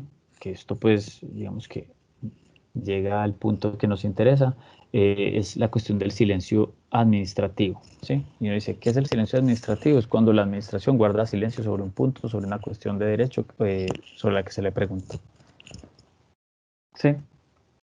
Entonces, eh, cuando el silencio administrativo se configura inmediatamente, y esto pues también teniendo en cuenta la ley 1437, hay que tener en cuenta que una vez cumplido ese silencio administrativo, eh, hay, digamos, pues muy poco tiempo para poderlo llevar a cabo. Simplemente empiezan a correr 72 horas siguientes a la configuración del silencio administrativo, ¿sí? O sea, dejan de responder, se configura el silencio administrativo positivo, que ya vamos a ver cuáles son los casos, ¿sí? Generalmente hay unos casos, pues, o sea, como que la ley caprichosamente dice, aquí opera el silencio administrativo positivo, pero hay ciertos ejemplos que pueden ser importantes, como por ejemplo servicios públicos, que es como lo más llamativo, lo que más se presenta, ¿sí? Y además de eso, el Consejo de Estado uno dice, bueno, y ese silencio administrativo positivo, entonces, ¿cómo funciona? O sea, ¿qué pasa con ese silencio administrativo? Y el Consejo de Estado, pues para poder fijar todas estas reglas relativas a algo que si bien está en la ley, resulta un poquito tramposo a la hora de entenderlo, el Consejo de Estado dijo, vea, vamos a fijar eso en por lo menos 3 reglas importantes. Y esto dicho también por conceptos del Departamento Administrativo de la Función Pública. Y es que para que se presente el silencio administrativo positivo se deben cumplir 3 condiciones. Primero, que la ley haya dado a la administración un plazo dentro del cual debe resolver la petición, ¿sí? Es decir, la ley X, Y, Z, cualquier ley, la ley 142, digamos, le dice, vea, administración, si usted no responde en este plazo, se configura. Entonces, plazo de ley de, eh, de respuesta a un derecho de petición, 15 días, ¿cierto? 10 días. Generalmente estamos hablando pues, de un derecho de petición integral. Y no se empieza a darse la primera condición. Es que es obvio, pero bueno, vale la pena tenerlo presente también. Segunda condición, o segundo requisito, que le contemple de manera expresa que el incumplimiento. Porque entramos a la cuestión o al mundo del derecho administrativo diciendo, ¿qué es el silencio administrativo eh, negativo? Pues es la regla general. No hay respuesta clara, es decir, expresa de la administración y lo que usted preguntó no se lo van a entregar. O sea, usted quería una indemnización, pues por ese lado no es, le toca entonces ir a la vía contenciosa. No vamos a responder, lo siento, ¿sí? No debe ser lo normal, porque igual a usted lo pueden requerir ante la jurisdicción constitucional a la hora de no responder porque pues hay una violación de un derecho fundamental, ¿sí? Pero la administración pues puede tomar estrategias y demás, que no sería lo ideal que no respondiera, pero ya saben, el volumen de trabajo a veces obliga a eso, cambios, migración de información de un sistema de gestión de la información a otro. Entonces pueden ocurrir accidentes y esa misma es entonces la excusa para decir, bueno, no respondí, pero ya le respondo porque se me había olvidado, ¿sí? Entonces es normal que ustedes cuando se vaya a cumplir el plazo o cumplido el plazo para la respuesta del derecho de petición, un administrado, ¿cierto? O un abogado, pues, más o menos diligente, les envía un correo electrónico diciendo, venga, yo tengo un derecho de petición con radicado tal, tenía respuesta este viernes, hoy es martes, no sé si pasó algo, si ustedes no me notificaron adecuadamente, de pronto llegó otro correo, muchas gracias, y la gente pues como que corre a responder, o de verdad simplemente no lo habían puesto en el orden de los correos programados para ser enviados. ¿Sí? En fin, entonces debe haber un plazo contemplado en la ley y además que la ley también diga, si no se cumple, silencio administrativo positivo. Y finalmente que la autoridad que estaba en obligación de resolver no lo haya hecho dentro del plazo legal. Entonces, habiendo un plazo, habiendo una obligación legal que dice si no responde, entonces silencio administrativo positivo, pues también se necesita finalmente que la administración no responda. ¿Sí? Esto pues es fundamental a la hora de entender qué es el silencio administrativo positivo, que es la excepción, porque la regla general es el silencio administrativo negativo. Y esto pues por las reglas que ya habíamos visto. No toda petición, o sea, es absoluto el deber de respuesta, pero no es absoluto el deber de respuesta negativo, positivo o negativo, sobre la cuestión que solicite el administrado. Siguiente. Siguiente slide, por favor. Listo. Bueno, y si no se cumplen los requisitos del silencio administrativo positivo, pues si no se cumplen los tres requisitos, pues básicamente estamos hablando de un silencio administrativo negativo. Si no hay una situación que cumpla con esos tres requisitos, estamos hablando de la regla general. Si no se cumple ninguno de esos tres requisitos, es decir, si no está contemplado en la ley que deba cumplirse dentro de un término específico con una consecuencia de derecho otorgado, ¿sí? En favor de quien pregunta y por el incumplimiento de la administración. Entonces, si no hay, digamos, verbalización de esa situación en el contenido de la ley, pues estamos hablando de la regla general, es decir, del silencio administrativo negativo. Y los ejemplos que se los había prometido, que son tan importantes. Artículo 25 de la Ley 57 de 1985, y es decir, acceso a documentos públicos, que eso estaremos hablando un poquito la semana entrante. Y es, usted solicita un documento público, se quedan callados, no responden, se les olvidó responder, pues pasados los 15 días o los 10 días, se lo tienen que entregar. Ahí sí no hay, digamos, ninguna excusa porque la ley está diciendo específicamente si no se entrega, si no hay respuesta, entonces le toca entregarle el documento. Pues igual está llamado a entregarlo, pero es extraño, pero sí. Listo. Artículo 25 de la Ley 80 de 1993, solicitud de, pero en fin, solicitud formulada en curso del ejercicio de un contrato estatal. Entonces, lo mismo, información sobre contrato estatal, ahí sería Ley 80 del 98, pero contrato estatal, yo solicito información sobre el curso de la ejecución y si no hay respuesta en esos 15 días hábiles, entonces a la administración le toca, digamos, asumir que tiene 72 horas para poder entregar esa información. ¿Sí? Y por último, el artículo 123 del decreto 2150 de 1995, en donde habla de peticiones que formulen los usuarios en la ejecución del contrato de servicios públicos. Ahí está, contrato de servicios públicos, un contrato de adhesión, ¿sí? Tiene todas esas, digamos, cláusulas que uno podría interpretar como un poquito difíciles de aceptar porque no, yo las negocié, pero hay una ventaja y es que finalmente la cuestión está en favor del usuario. O sea, como todas las dudas se resuelven a favor del usuario de servicios públicos. Eso es importante tenerlo en cuenta. Siguiente slide.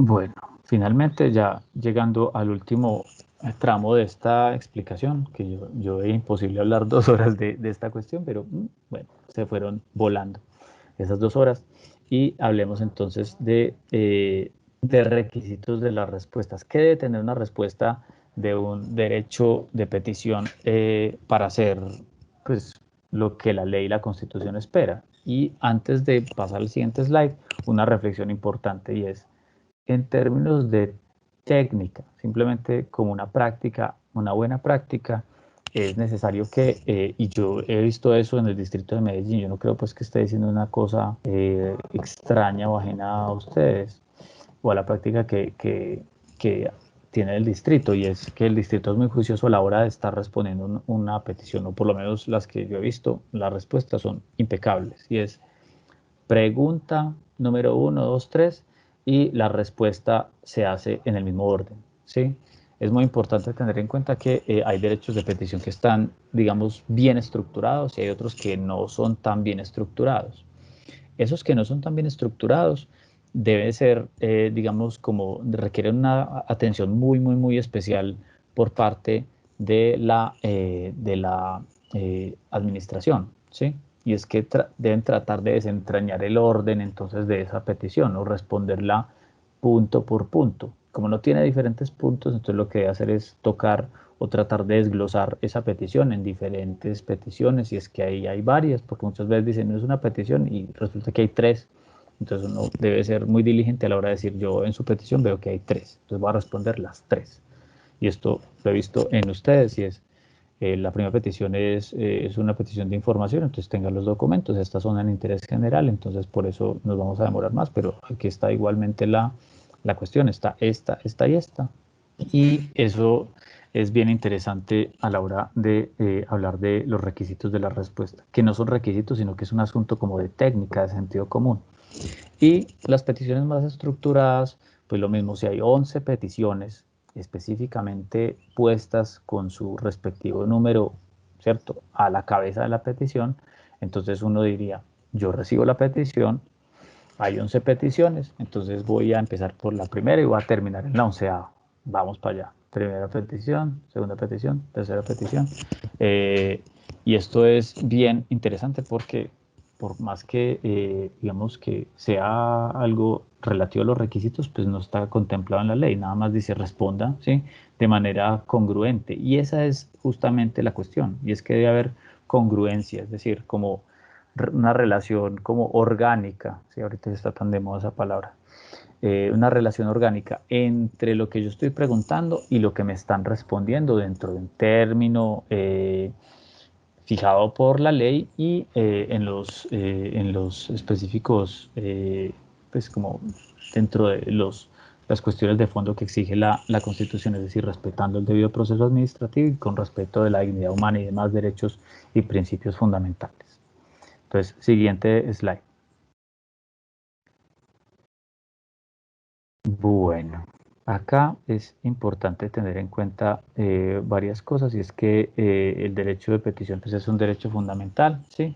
Y de no responderse adecuadamente, pues esto conlleva una acción de tutela, ¿sí? Mm, es importante ahí como que citar ese artículo de la ley 2080 del 2021, que es la que modifica, como ya les había dicho, la ley 1437 del 2011, que es el Código Administrativo de lo Contencioso Administrativo. Y ahí tenemos, digamos, algo que se llama o se denomina derechos de las personas ante las autoridades. En sus relaciones con las autoridades, toda persona tiene derecho a, y estamos hablando entonces de prestar o de hacer peticiones respetuosas, ¿sí? Mm, no solamente está la cuestión de las peticiones respetuosas, sino también la cuestión de los medios técnicos por los cuales se puede responder esa petición. Ahorita es muy importante no solamente tener en cuenta el fondo de la petición, sino también la manera eficaz de enviarla, ¿sí?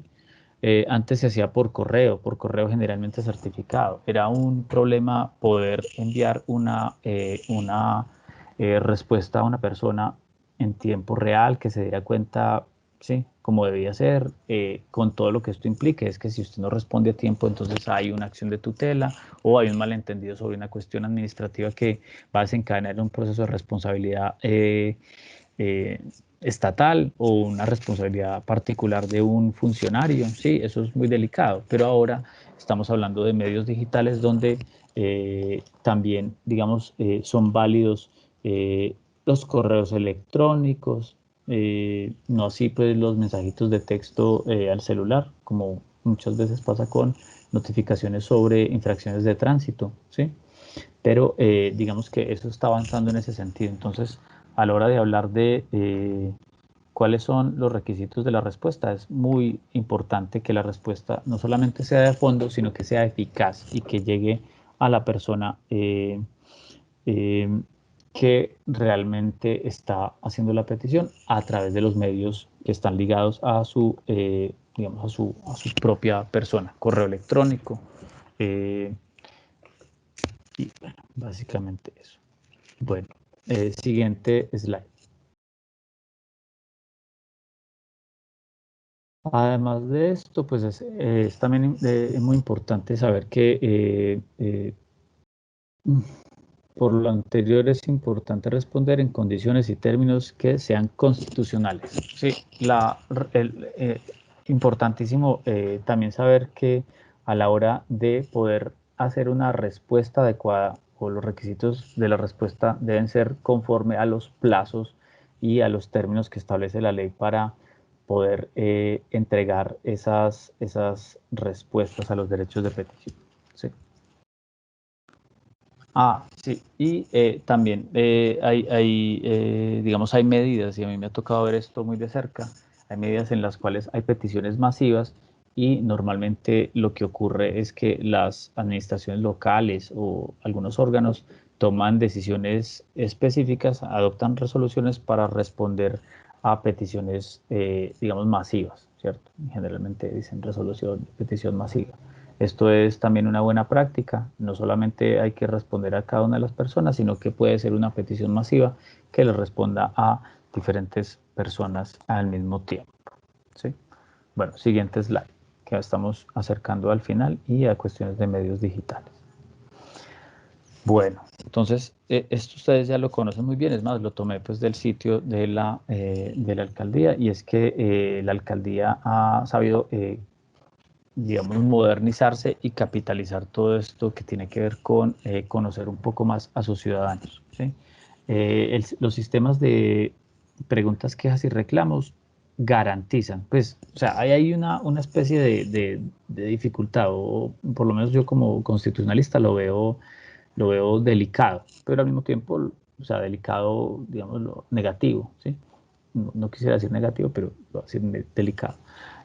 Lo veo delicado en términos de acceso a la administración de la administración pública, sí, de la administración y sobre todo de acceso a información que tiene la administración, acceso a, al Estado y al control político, y es porque los medios digitales pues no son para todas las personas, en la medida en que todavía tenemos una brecha digital bastante extendida y eso sería muy difícil pues como sostenerlo en el tiempo. Decir que así Colombia ya tiene internet por todas partes. Desde que entramos a la OCDE se nos ha dicho, ojo, hay que garantizar la conectividad, pero ya saben que tuvimos un problema con la administración del espectro electromagnético y todo lo que tiene que ver con esa subasta. Eso pues como que estuvo un rato muy frenado y eso acrecentó la brecha digital, sin decir pues otras cuestiones que ustedes ya conocen. Pero entonces ese medio digital para la asistencia o la respuesta de los derechos de petición puede, no siempre, no el 100% de los casos, pero puede limitar el acceso a la administración y sobre todo el acceso y el uso del derecho de petición. Ese es el lado negativo. Pero el lado positivo, y esto sí es muy interesante, es que cuando ustedes estaban viendo o cuando estábamos viendo aquí los requisitos de una petición adecuada, decían nombre, ¿cierto? Como dirección, la firma, etcétera. Y a través de los sistemas de información o estos asuntos de PQR, pues entonces tenemos acceso a todos los datos de una persona, no datos sensibles, sino datos personales, que nos permiten entonces o que nos facilitan una respuesta más adecuada. Entonces el sistema PQRS es el más adecuado a la hora de poder formular estos requisitos de una respuesta adecuada a una petición. Siguiente slide, por favor. Digamos que la superior de la fila, pero que en alguna parte el titular ante la ausencia de firma de estos. Bueno, no, siguiente.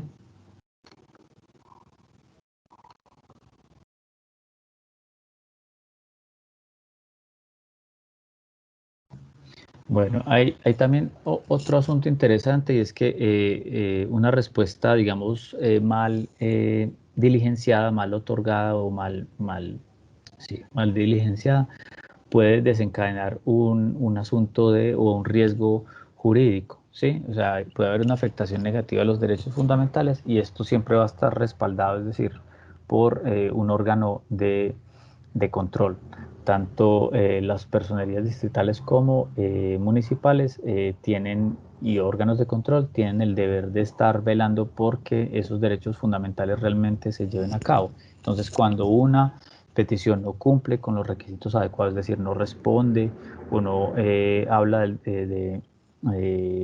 o afecta el núcleo esencial del derecho de petición, entonces estaríamos hablando de una cuestión que puede ser luego respaldada por una acción positiva, es decir, que va hacia adelante de un órgano de control en donde le va a exigir a la administración que responda sí o sí el derecho de petición que se le formuló.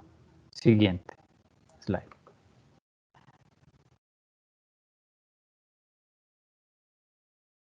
Bueno, no, podemos, si quieren, siguiente slide mejor. Y es, eh, igual ustedes tienen la presentación, pero hay unos puntos que son interesantes y es, ¿puede una inteligencia artificial responder un derecho de petición? Y ustedes, pues, no sé qué tanto o qué tan amigos o si conocen esos sistemas como ChatGPT para responder derechos de petición. Y uno diría, pues, claro, súper bueno. O sea, si son 1000 derechos de petición que tengo que responder al día y no me da la vida, pues automaticemos el proceso. Muy bien. Pero hay un riesgo de gobernanza del Internet, de gobernanza de datos y igualmente de soberanía que implica el uso de una inteligencia artificial. Entonces, una inteligencia artificial es un robot generalmente potenciado por empresas muy grandes que tienen acceso entonces o que llegarían a tener acceso a la administración de todos los medellinenses, ¿sí? O todas las personas del distrito, todas las personas del Valle de Aburrá, de los municipios del Valle de Aburrá, nada más porque hay una especie de convenio entre un ente territorial que está interesado en que se responda y se automaticen la respuesta a los derechos de petición y esa empresa. Entonces uno dice, ¿dónde están los servidores? ¿Dónde están los datos? Todas esas cuestiones hay que tenerlas en cuenta. Entonces a la hora de, digamos, responder peticiones con inteligencia artificial, si es que alguna vez se llega a eso, pues habría que estar muy atentos a los riesgos jurídicos que esto tiene. Y finalmente, siguiente slide, por favor.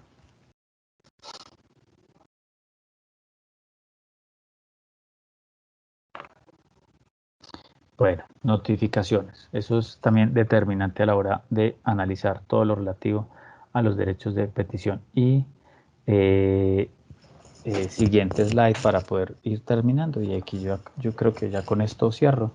Es, hay un concepto muy interesante que es el concepto que ustedes tienen ahí, que me voy a poner a repetir esa cifra, del 2023, donde hablamos de la importancia de una notificación adecuada. Sí, o sea, ¿qué lleva a pensar o cuál es el requisito fundamental de hablar de una notificación adecuada? Y es que haya constancia de dicha notificación. Hoy en día hay muchos medios de notificación de un derecho de petición, sobre todo hablamos pues para asuntos de secretarías de movilidad que tienen que notificar a personas sobre el inicio o sobre el riesgo que implica para una persona un infractor de tránsito que haya infringido una ley pues, relativa a normas de conducción, ¿sí? Ahí entonces estaríamos diciendo, está el correo electrónico, listo, pero hay también unos requisitos necesarios, es que debe haber una notificación personal a eh, digamos, a la dirección de la persona del infractor, ¿sí? Y esto también implica un montón de otras cosas, y es actualización de sistemas de información. ¿Qué tan actualizados están los sistemas de información de las secretarías de tránsito? ¿Qué tan actualizados están los sistemas de información del distrito? ¿Sí? Y específicamente, y esta es una pregunta importante, y es, ¿qué tanto hace el distrito por estar actualizando constantemente los sistemas de información que tiene de sus ciudadanos? ¿Sí? Teniendo en cuenta pues que debe proteger esos datos y que no los puede entregar a empresas que van a trabajarlos y que luego van a no sé, utilizarlos para hacer cuestiones de estadística, ¿sí? Y de marketing y demás. Entonces, hay una cosa bien importante y es que está ligado no solamente la notificación efectiva, ¿cierto? Con una constancia efectiva, hay correo electrónico certificado y un montón de asuntos que son importantes, ¿sí? También hablar de diseño centrado en el ser humano y este tipo de dinámicas, digamos, más disruptivas, pero que implican un esfuerzo de la administración para poder hablar entonces de cómo se hace una constancia efectiva de estas cuestiones, ¿sí? Y bueno, eso es como lo más importante. Y ya al final, y aquí ya con esto termino con 2 palabritas, último slide, por favor. Cuando hablamos de las notificaciones, estamos hablando básicamente de la prueba. O sea, ¿qué tanto hizo la administración para responder a un derecho de petición? Hizo todo lo posible, fue totalmente diligente porque la notificación fue real y verdadera, según estos términos que utiliza el Departamento Administrativo de la Función Pública en el concepto anteriormente mencionado, ¿sí? Y es que hay que hablar de la prueba o la constancia de la notificación para evitar, ¿sí? Siempre, el 100% de los casos, que haya una violación a el núcleo esencial del derecho. Que ustedes ya saben que el núcleo esencial del derecho se divide, es como si fuera un proceso. O sea, la persona tiene que o quiere comunicarse con la administración y la administración no simplemente recibe la comunicación y ya, sino que tiene el deber de responder. Decirle no o decirle sí, pero de responder, ¿sí? Y esa respuesta depende exclusivamente, y aquí esto es importante, de esa notificación. Si no hay notificación efectiva de una comunicación real y verdadera entre la administración y el usuario, entonces estamos ante un caso o estamos ante un riesgo alto de violación a un derecho fundamental como el derecho de petición.